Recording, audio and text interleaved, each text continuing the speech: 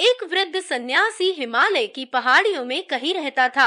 वह बड़ा ज्ञानी था और उसकी बुद्धिमत्ता की ख्याति दूर दूर तक फैली थी। एक दिन एक औरत उसके पास पहुंची और अपना दुखड़ा रोने लगी। बाबा, मेरा पति मुझसे बहुत प्रेम करता था, लेकिन वह जब से युद्ध से लौटा है ठीक से बात तक नहीं करता। युद्ध लोगों के साथ ऐसा ही करता है, सन्यासी बोला। लोग कहते हैं कि आपकी दी हुई जड़ी बूटी इंसान में फिर से प्रेम उत्पन्न कर सकती है। कृपया आप मुझे वो जड़ी बूटी दे दे, महिला ने विनती की।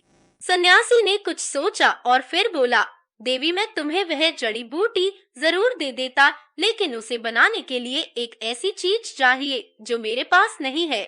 आपको क्या चाहिए मुझे बताइए, मैं लेकर आऊंगी। महिला बोली, मुझे बाघ की मूंछ का एक बाल चाहिए। सन्यासी बोला। अगले ही दिन महिला बाघ की तलाश में जंगल में निकल पड़ी। बहुत खोजने के बाद उसे नदी के किनारे एक बाघ दिखा।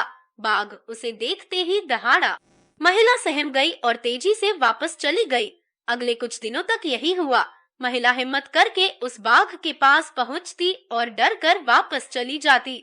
महीना बीतते बीतते बाघ को महिला की मौजूदगी की आदत पड़ गई और अब वह उसे देखकर सामान्य ही रहता। अब तो महिला बाघ के लिए मांस भी लाने लगी और बाघ बड़े चाव से उसे खाता। उनकी दोस्ती बढ़ने लाफी और अब महिला बाघ को थपथपाने भी लगी।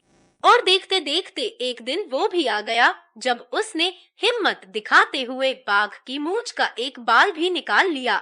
फिर क्या था, वह बिना देरी किए सन्यासी के पास पहुंची और बोली, मैं बाल ले आई बाबा।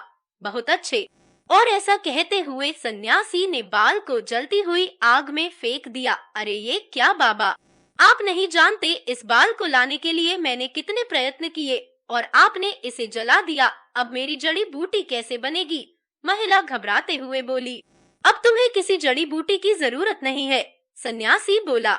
जरा सोचो, तुमने बाघ को किस तरह अपने वश में किया। जब एक हिंसक पशु को धैर्य और प्रेम से जीता जा सकता है तो क्या एक इंसान को नहीं? जाओ, जिस तरह तुमने बाघ को अपना मित्र बना लिया, उसी तरह अपने पति के अंदर प्रेम भाव जागृत करो। महिला सन्यासी की बात समझ गई। अब उसे उसकी जड़ी बूटी मिल चुकी थी। धन्यवाद। अगर आपको भी ऐसे ही ज्ञान की कहानियाँ पसंद है तो आज ही चैनल को सब्सक्राइब कर